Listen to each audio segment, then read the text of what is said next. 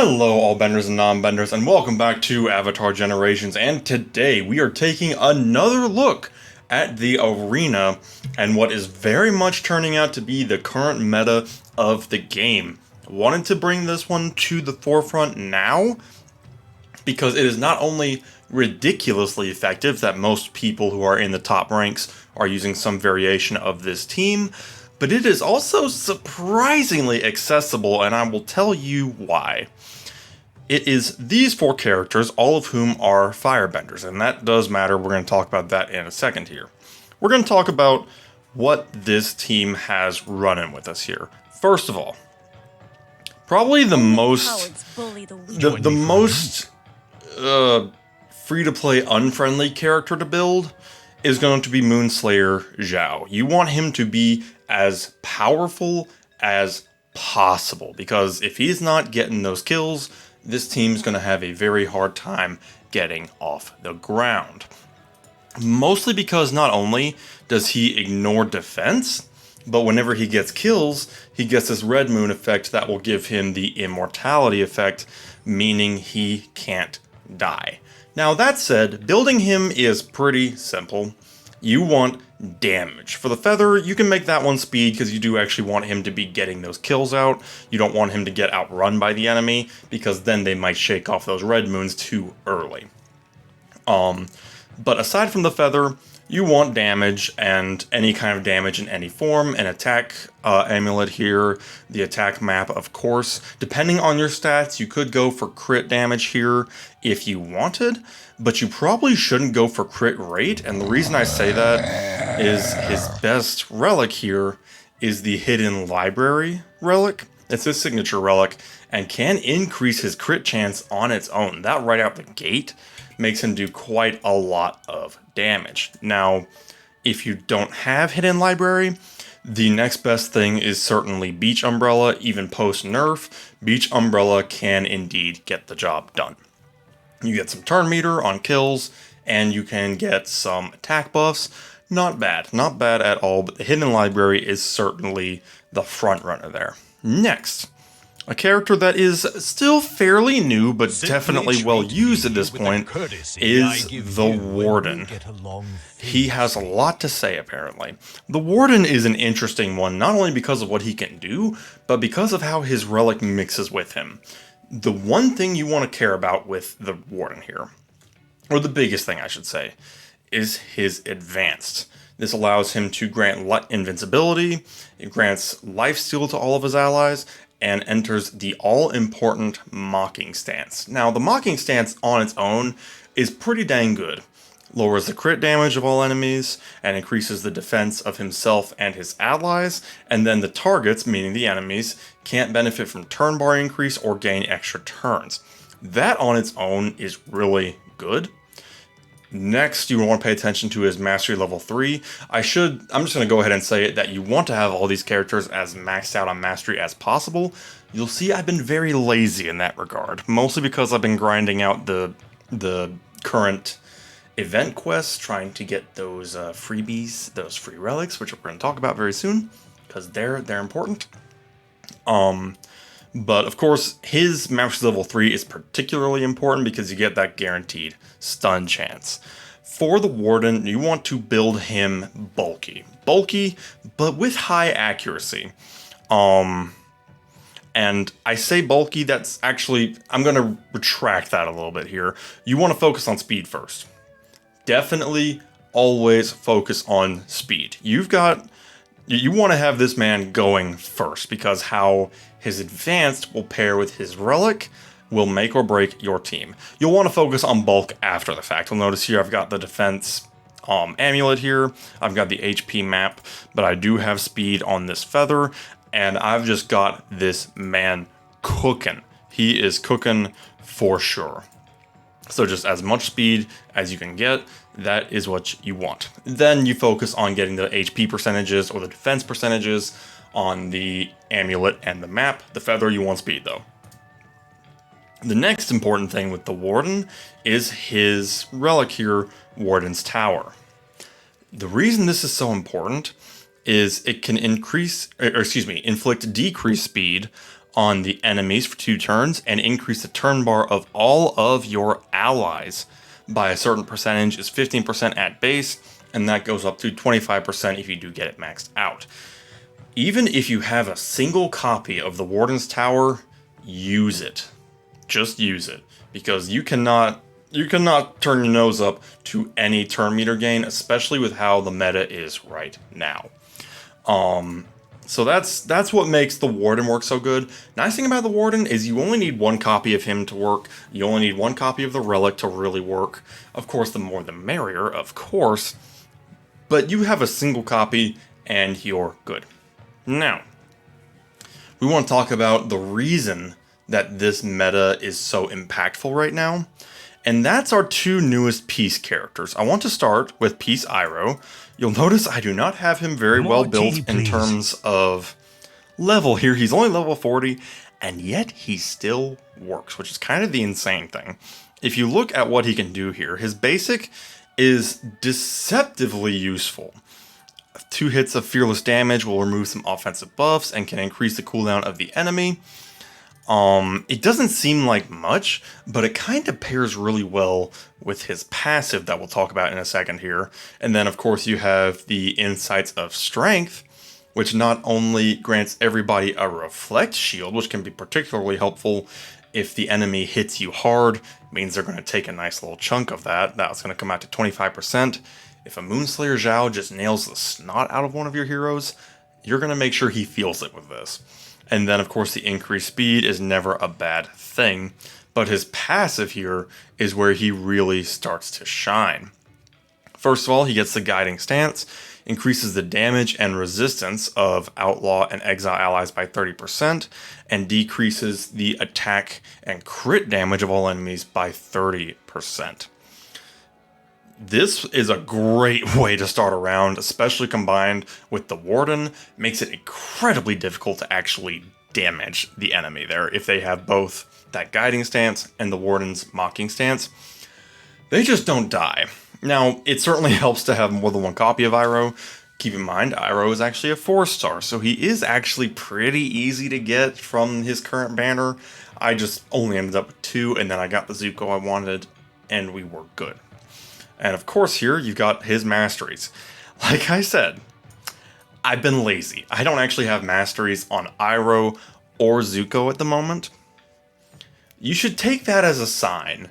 This team still works even without masteries. If I actually had masteries... Oh, I wish. But like I said, I'm grinding out the event quest right now. And this is why. The Journey for Purpose Relic. First of all, I just want to say that it's kind of neat that it's kind of got like a playing card style. It even has a little SE1, which I assume means Special Edition 1. I would assume, I'm not certain.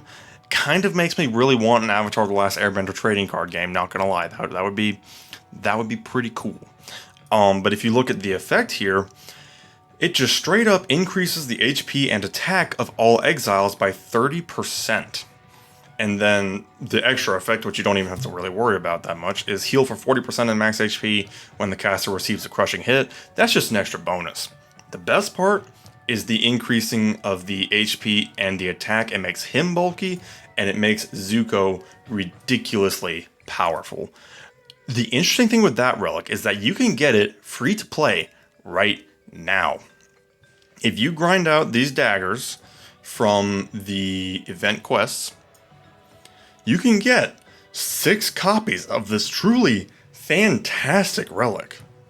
Like, seriously, don't sleep on this. There's plenty of other rewards, like of course you get a few tickets here and all that jazz, but you want to focus on this relic first. Even if you don't have the new Zuko and Iroh, it works on exiles. You could use it on one of the pirate characters like Kiwak. I think that was a slight inaccuracy. I think only Kiwak is the pirate with the exile tag, but Kiwak is an option. But also, Fire Nation Zuko is an exile character and free to play with some serious damage. For new players, this bad boy's a dream come true. Don't sleep on it. finally, we've talked a bit about Zuko already, but let's actually take a look at what makes him so you threw me off, Kyoshi. You really threw me off. So, gosh dang, I'm sick of impactful. Just combined the words and said dosh. So, he just does damage. He just does so much damage. You can inflict the special element with his basic here. Once the Wanderer's Shroud goes away, you can whip out this extremely punishing Searing Swords effect to actually inflict some fire and special elements on the enemy. And he actually scales on both the enemy's max HP and his own speed. So if the enemy is bulky, he's just going to turn that against them. Once again, he has some really good masteries. Sure would be great if I actually used them at all. He works great even at base, and I've only got him at 2 out of 6, and he works fantastically. And then, of course, as far as building goes, this is yet another character. You want him to be fast. You want him to be really, really fast. Maybe not as fast as the Warden, then again, the Warden has a lot of natural speed, so you probably won't get that far. But you want him to be nice and speedy. And then finally, the Iron Encampment Relic, because apparently a building can be a relic now. I don't know how that works, but we're not going to worry about it because this is a freebie. You can actually get all 6 copies of this Iron Encampment Relic from the Arena shop. If you go all the way here for 500 coins apiece, you can get 6 copies of this relic. At the time when it came out, we had Prisoner Haru, we had we had Prisoner, his dad, what's his name? I have totally blanked on the name. Man, I miss and we had Prisoner Katara. So those were like the 3 main outlaws that we had. Tyro, that's his name. My goodness, completely blanked. And then I believe there was one other outlaw, although I'm completely forgetting who it was.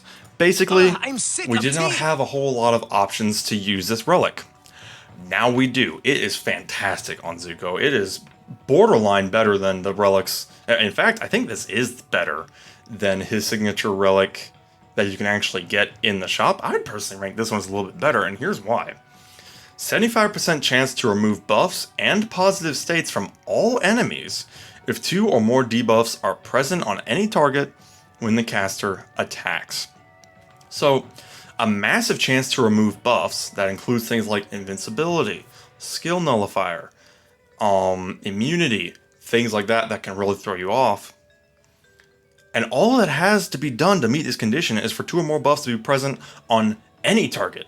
Not necessarily even the target he's attacking. Any target, he can just wipe out buffs, and he will do that often. He will do that very, very often. It happens once per turn, that's all you need. That is all you need to just wipe the enemy board. So, yeah, there's a lot going on here. Also with Iroh, I don't think I actually mentioned it before. I think I kind of glossed over it. There it is. But with his passive, all all of your allies will actually inflict their element when they attack. That means that with our full team of firebenders, they will all be constantly trying to inflict that fire debuff. As long as you're not getting beat by high resistance or immunity, that's going to skyrocket your damage in a hurry, and I kind of hope we do get to see some examples of it today, because of course we got to go into Arena and actually show it off. Okay, so to showcase the team here, we're going to start off against Mew here. A few other things to keep in mind is that the cool thing with Zuko is that as long as he has an outlaw character that's alive on the team, he will actually get just straight up immortality for the first few turns. Now, full disclosure, you're one mistake. I've actually fought this team once already and actually did lose. Really cool for the fact that Zuko basically soloed me. Not so entertaining for a video, so we're doing a little redo here to show how it goes. First thing that we've done here is take out Zhang Zhang. Drill it again. And then I think we're going to go ahead and deal with Iroh. The reason that we're going after Iroh here is to actually try and get rid of the enemy Zuko's immortality early.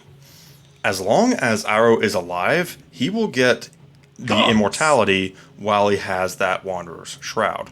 Unfortunately here, Iroh has the immunity, which means I'm not going to be able to stun him. So we're actually going to try and stun Zuko here. We did not make it happen there, but we're going to attack Iroh. And there we go. As you can see, Zuko doing some good damage and throwing around an actual ton of debuffs here. Okay. Let's begin. So he has done his attack. Dojo Master is doing his thing as well. Dojo Master being an exile character is really interesting because that means he's actually benefiting from the relic, assuming that's what Iroh has. No, actually he does not. That is interesting. What does Dojo Master running with here? He's running with the Flames of Truth. Very interesting. Very interesting indeed. Excellent fall. So we're going to hit Zuko here, trying to get the kill, but he holds up surprisingly well on a good day, which is not indicative to an easy win. Thankfully, my Zuko's holding strong. Oh, thank goodness we got the stun. You will pay for this. Huge stun. Is that a challenge? Hit him with Zhao here. There we go. Okay. You will pay for this. Okay, and now we've got the Red Moon back, and that's the win. Like I said, I actually encountered that team once already, and it did beat me. No. And now it was 4 versus 1 against Zuko, and he won. Sweet taste of victory. It's also not helpful that I don't have the masteries, but that's okay. We managed. The video still stands here. Honestly, considering it was almost a mirror team with the exception of Dojo Master, it really just goes to show how strong and effective the team is. Now, to finish it off, we of course have to take on the king of the arena here, Hobo of Hearts, because why not? Why not? He actually has the same composition as my team, but I guarantee you his team is much more well put together. So this could be interesting. The first question is, which warden is going to go first? And it is not mine. Yep, that right there is basically game. Drill it again. The fact that I could not outspeed his warden is devastating. He's also got the Zuko in the frontline spot, destroying my Zhao. So that does bring up an interesting question as far as placement goes. It's like you want Warden to be alive as long as possible, but you also want Zhao to be alive, and now I have neither, so it's a real situation here. But yeah, you can see how quickly he tore me apart there. It's bad. It's real bad. Yep. There we go. So we are toast. We are utterly and completely done. We are going to try and put up a fight here, though. And we can't even get that because, of course, the Warden has his Skill Mastery 4. Skill Mastery 4, I found out, actually is a death save, which is really a pain.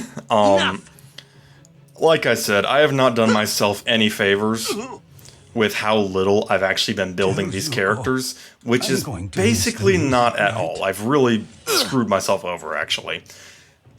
But I care more about the relic than winning. I care more about the relic than cranking up these characters. We'll get there. We will get there.